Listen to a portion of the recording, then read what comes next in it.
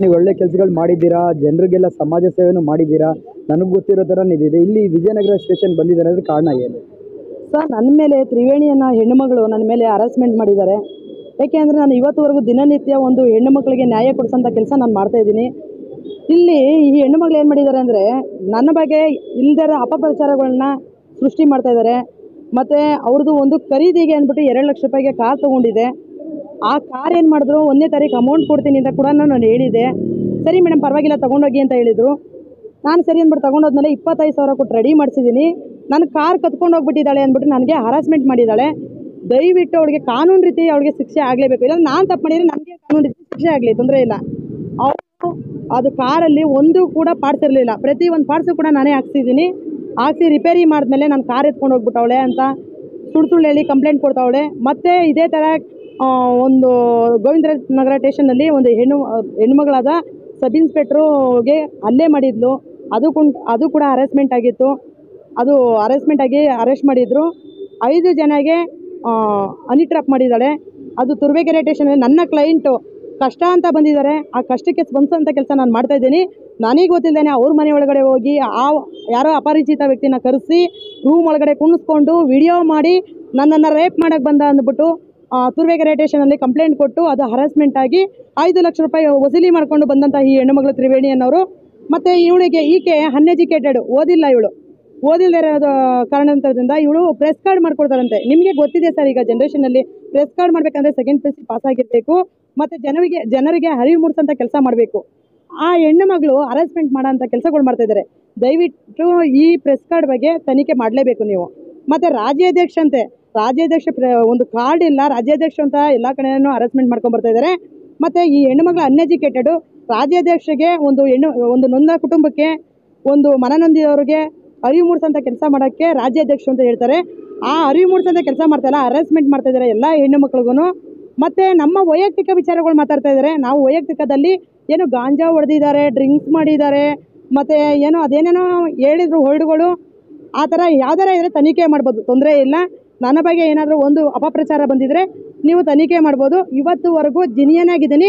Town hall ಮುಂದೆ ಬಂದು ನಿಂತ್ಕೊಂಡು ಮಾತಾಡೋ ಕೆಪಾಸಿಟಿ ನನಗಿದೆ. ಹೆಣ್ಣು ಮಕ್ಕಳಿಗೆ ನ್ಯಾಯ ಕೊಡಿಸೋಂಥ ಕೆಲಸ 11 ವರ್ಷದಿಂದ ಇವತ್ತಿನವರೆಗೂ ಒಂದು ಬ್ಲ್ಯಾಕ್ ಮಾರ್ಕ್ ತಗೊಳ್ದೇನೆ ಕೆಲಸ ಮಾಡ್ಕೊಂಡು ಬಂದಿದ್ದೀನಿ. ಅದು ಹಾನೆಸ್ಟಾಗಿ ಒಪ್ಕೊತೀನಿ ನಾನು. ಮತ್ತು ಇಂಥ ಹೆಣ್ಣು ಮಕ್ಕಳಿಗೆ ತಕ್ಕಂತೆ, ಯಾಕೆಂದರೆ ಇವರಿಂದ ಬೇರೆಯವ್ರಿಗೆ ಹೆಣ್ಣು ಮಕ್ಕಳಿಗೆ ಹಾಳಾಗಬಾರ್ದು. ಇವಳಿಗೆ ತಕ್ಕಂತೆ ಪಾಠ ಕಲಿಸ್ಲೇಬೇಕು. ನಾನು ತಪ್ಪಿದರೆ ಖಂಡಿತವಾಗ್ಲೂ ನೀವೇನಿದೆ ಕ್ರಮ ತಗೊಳ್ಳಿ. ನಾನು ನಿಮಗೆ ಕಾನೂನಿಗೆ ತಲೆ ಬಗ್ತೀನಿ. ಆ ಹೆಣ್ಣು ಮಗಳು ಈಗ ಏನು ನನ್ನ ಬಗ್ಗೆ ಇಲ್ಲದೇ ಅಪಪ್ರಚಾರ ಮಾಡಿದ್ದಾಳೆ. ದಯವಿಟ್ಟು ನೀವೆಲ್ಲ ಯಾರಿಗೂ ಈ ಥರ ಕೆಲಸ ಮಾಡಬಾರ್ದು. ನನ್ನಿಂದನೇ ಮುಕ್ತಾಯ ಆಗಬೇಕು. ದಯವಿಟ್ಟು ನೀವು ಅದನ್ನು ಮುಕ್ತಾಯ ಮಾಡಿಸ್ಕೊಡಿ ಅಂತ ತಮ್ಮಲ್ಲಿ ವಿನಂತಿಸ್ಕೊಳ್ತೀವಿ ಸರ್. ಈಗ ತಿರುವಣಿಯವ್ರ ಬಗ್ಗೆ ನೀವು ಕಂಪ್ಲೇಂಟ್ ಕೊಡ್ತಾ ಇದ್ದೀರಾ. ತಿರುವಣಿಯವರು ನೀವು ಜೊತೆಲಿ ಇದ್ಮೇಲೆ ಮತ್ತೆ ಅವ್ರ ಮೇಲೆ ಕಂಪ್ಲೇಂಟ್ ಅಂದಮೇಲೆ ಸರ್ ಜೊತೆಲಿ ಒಂದು ಫ್ರೆಂಡ್ಲಿ ಆಗಿದ್ವಿ. ಒಂದು ಏನೋ ಒಡನಾಟ ತುಂಬ ಚೆನ್ನಾಗಿರೋಣ ಅಂದ್ಬಿಟ್ರೆ ನಾನು ಚೆನ್ನಾಗಿದ್ದೆ. ಆದರೆ ಹಿಂದೆಯಿಂದ ಬಂದು ಬೆನ್ನಿಗೆ ಚಾಕು ಹಾಕ್ತಾರೆ ಅಂತ ನನಗೆ ದೇವರೇ ಅಂದ್ಕೊಂಡಿರಲಿಲ್ಲ ಸರ್. ಎಲ್ಲ ಹೆಣ್ಣುಮಕ್ಳು ನಮ್ಮ ಥರನೇ ಇರ್ತಾರೆ ಅಂತ ತಿಳ್ಕೊಂಡಿದ್ವಿ. ಆದರೆ ಈ ಥರ ಮಾಡ್ತಾರೆ ಸರ್. ದುಡ್ಡು ತಗೊಂಡಿದ್ದಾರೆ. ಏನು ತೊಗೊಂಡಿದ್ದೀನಿ ಸರ್ ದುಡ್ಡು? ನಾನೇನು ದುಡ್ಡು ತೊಗೊತೀನಿ? ನನಗೆ ಏನು ಗೋರ್ಮೆಂಟ್ ಸಂಬಳ ಬರಲ್ಲ. ಕರ್ಕೊಂಡೋಗಿ ಅಂತ ಹೇಳ್ತೀನಿ, ಅವ್ರು ಕರ್ಕೊಂಡು ಹೋಗೋಕ್ಕಾಗಲ್ಲ. ಕ್ಯಾಬಿಗೆ ದುಡ್ಡು ಹಾಕ್ತೀನಿ ಮೇಡಮ್ ಅಂತ ಹೇಳ್ತಾರೆ. ಆ ದುಡ್ಡಲ್ಲಿ ನಾನು ಹೋಗ್ತೀನಿ ಹೊರತು ಅವ್ರ ಹತ್ರ ಲಕ್ಷಾಂತರ ರೂಪಾಯಿ ಏನಾದ್ರು ಗೋಚಿದ್ರೆ ದಯವಿಟ್ಟು ಅದು ತನಿಖೆ ಆಗಲಿ, ತೊಂದರೆ ಇಲ್ಲ. ಅದಕ್ಕೆ ನಾನು ಬದ್ದಳಾಗಿ ನಿಂತ್ಕೊತೀನಿ. ಮತ್ತು ಈ ಹೆಣ್ಣು ಮಗಳು 50,000 ಅನಗ ಹೋಟ್ಲಲ್ಲಿ ಕ್ಯಾಶ್ ತೊಗೊಂಡಿದ್ದಾರೆ. ಅದನ್ನು ಕೂಡ ಬೇಕಾದ್ರೆ ಪ್ರೂವ್ ಮಾಡ್ತೀನಿ.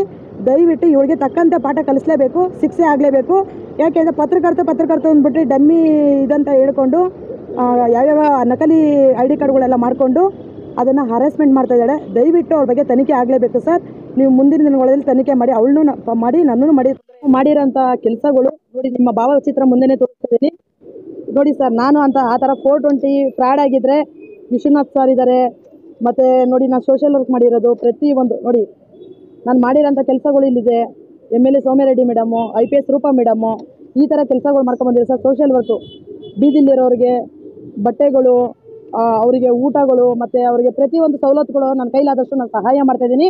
ಯಾಕೆಂದರೆ ನಾನು ಕೂಡ ದಾನಿಗಳ ಹತ್ರ ಸಹಾಯ ಕೇಳ್ತೀನಿ. ಸರ್ ಇಂಥವ್ರು ಈ ಥರ ಇದ್ದಾರೆ, ನಿಮ್ಮ ಕೈ ಮೀರಲ್ಲ, ನಾನು ಮಾಡ್ತೀನಿ ಸರ್, ದಯವಿಟ್ಟು ನನಗೆ ಸಹಾಯ ಮಾಡಿ ಅಂತ ನಾನು ಕೇಳಿದ್ದೀನಿ.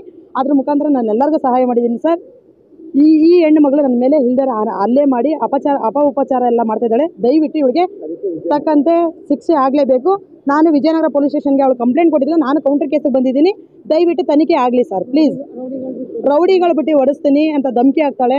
ನೀನು ನೋಡಿ ಏನು ಮಾಡ್ತೀನಿ ಅಂತ ಧಮಕಿ ಹಾಕ್ತಾಳೆ. ನನ್ನ ಹೀನಾಮಾನವಾಗಿ ಎಳೆಯುವಂಥ ಕೆಲಸ ಮಾಡ್ತಾ ಇದ್ದಾಳೆ ಸರ್. ದಯವಿಟ್ಟು ಅವಳಿಗೆ ತಕ್ಕಂತೆ ಪಾಠ ಕಲಿಸಲೇಬೇಕು ಸರ್ ನೀವು.